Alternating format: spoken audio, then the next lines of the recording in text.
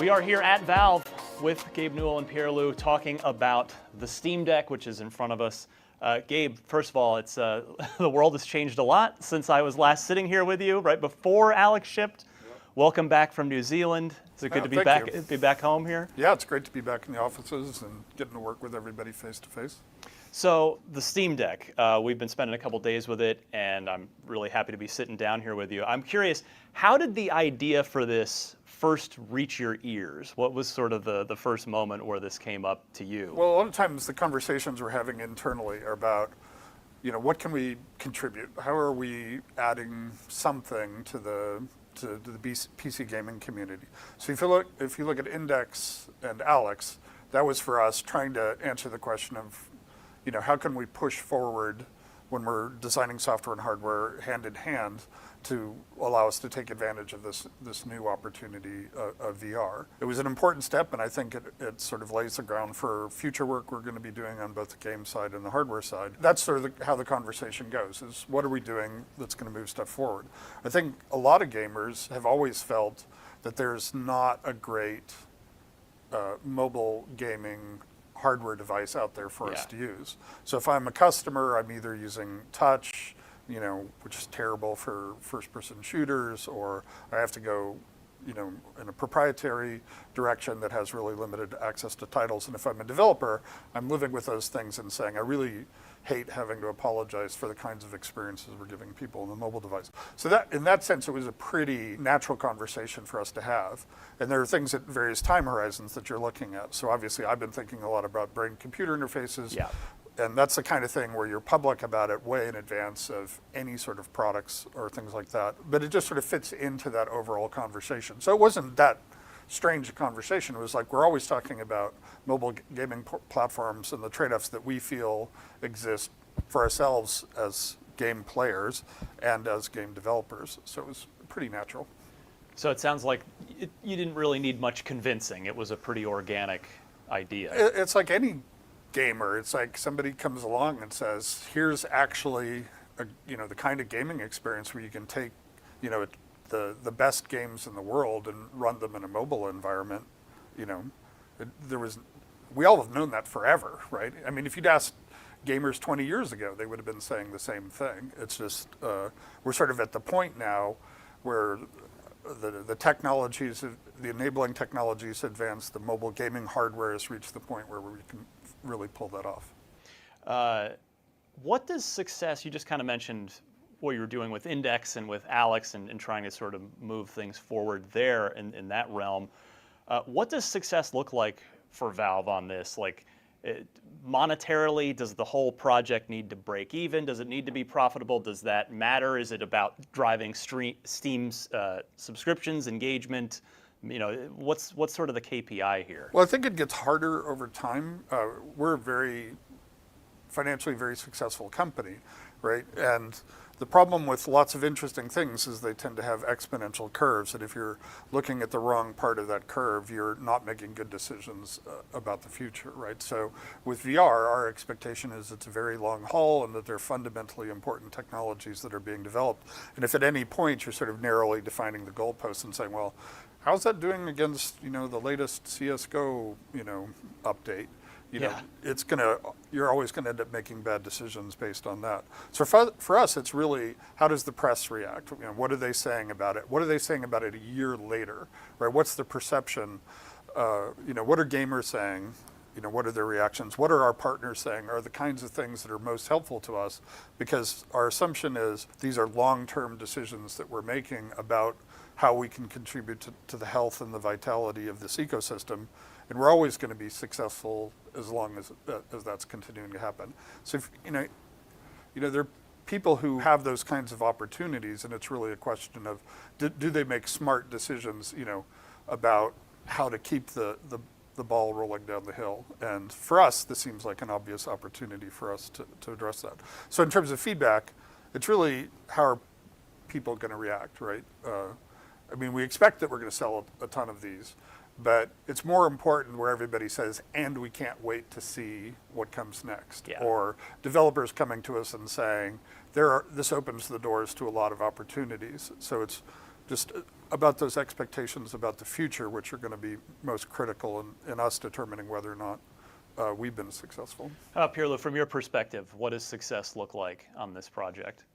I think Gabe summed it up really well. If down the line we're talking to a bunch of developers on Steam and they're saying, oh wow, this really helped us connect to either a new set of players or players are that much happier playing in the mobile space, and we didn't have to do that much work for it or even no work at all. I think this looks great from our perspective.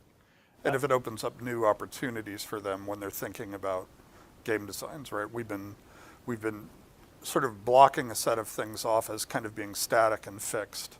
And if they start viewing this as an opportunity to be more innovative, how can we evolve the input side of this? What are the other technologies that we can bring to this that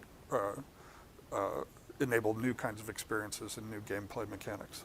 Well, along those same lines, what have your previous adventures in hardware development taught you heading into this? Well, I mean, that's a very long, every time we do anything, we tend to learn a lot. I think Index taught us a lot about the value of doing things hand in hand in software and hardware development, which is something that we expected, right? It was that I felt like we were really successful in capitalizing on, designing controllers at the same time we're designing Alex. Yeah. Trying to do stuff in a game really informs that. A lot of the technologies we've developed in some of these other hardware devices, like the game controller, applies directly to this. The learning curve has to be zero, right? You just have to be able to hand something to them and they say, oh, I know how this all works, right? It's like, oh, look, it does exactly what I expected. I used the touchscreen and it, worked properly. I'm used to, let's say, an Xbox controller. Oh, this behaves exactly how I'm expecting and the games are working. So that's an example of something that we learned there. Price performance is going to be one of the critical factors in the mobile space. And so we've had to be very aggressive in terms of pricing on the deck. Well, speaking of which, I think this is the part where you get to tell me the price, because the audience will know by now, by the time this interview's up, but we've been seeing everything, and so we've actually been curious while we've been here. Now we know that there are multiple versions, all not teraflop-wise, not power-wise, but just we've got this different storage levels. So what is the price level here? The three price points are $399 for $529 and $649. And the only difference between those is the amount of storage and the speed of the storage. So as you go bigger, we're also making it faster. Yeah, and you've got an NVMe drive in there. Yep. Yeah. And so that's the difference. But all of the other characteristics, in terms of the gaming performance that you're going to get, they're going to be identical. I'm curious, what were some of the other names considered for Steam Deck on the whiteboard? Steam Buddy, Steam Pal. Very early on, we had pretty terrifying prototypes, so we gave them appropriate names like Ugly Baby and things like that. Those weren't great. Steam Ugly Baby. Yep. Yeah, so we didn't go for that as far as name goes. So one of the really interesting aspects of this that I guess I wasn't expecting coming in here, since we're here just for full context, we're here about a week before this thing gets publicly announced, is it is a PC and it can run other game stores. So you can connect up, you're not just locked into Steam here, which I think when you look at a device like this, that's your expectation. At least it is for me as a gamer, is, oh, well, I'm in that ecosystem and that's it.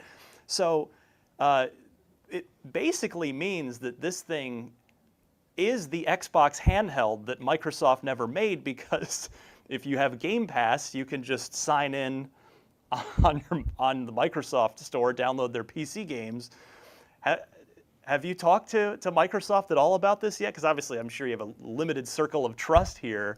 Like, do they know you're about to release an Xbox handheld? Well, you know more of the details than they do, but our view is that the openness of the PC ecosystem is the superpower, right? That we all collectively benefit from. So if you want to install the Epic Game Store on here, if you want to, run an Oculus Quest on it, those are all great. Those are features, right? Yeah. That's what I want to hear as a gamer. I don't want to hear that somebody's got some Trojan horse that's going to try to lock me down. I want to hear whatever I want to do. If there's hardware I want to attach to it, if there's software I want to install, I can just go and do it. And we think that's great. Yeah, all the people working on this product are PC users themselves, right? And we know that there's tons of value that is not necessarily on Steam that we use on a daily basis, either in gaming or non-gaming users. So we would have been pretty bummed to try to deliver something that's essentially just a portion of what PC is all about.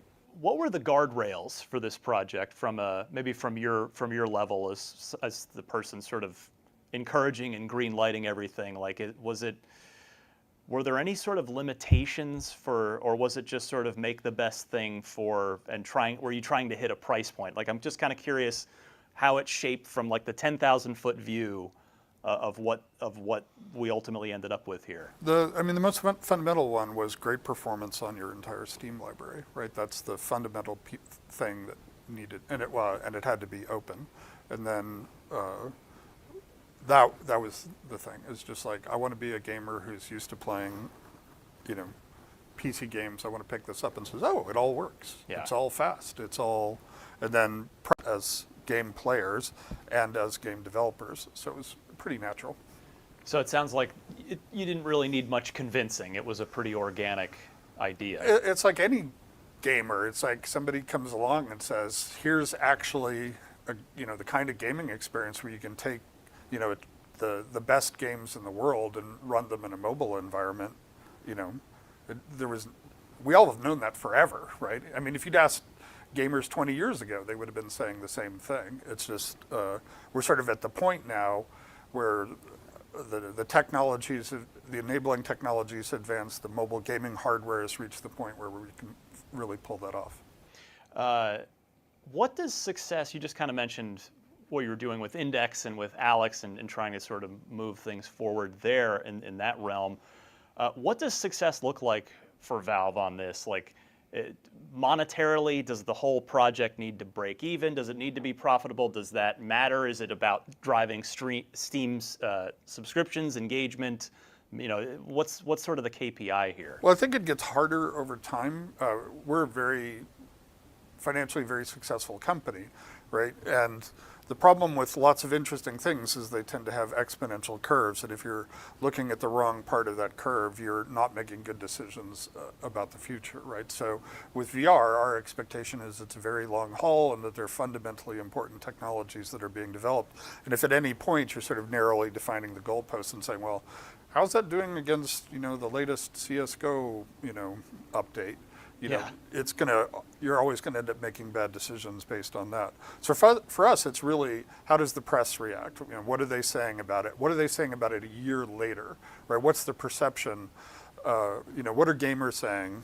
What are their reactions? What are our partners saying are the kinds of things that are most helpful to us? Because our assumption is these are long-term decisions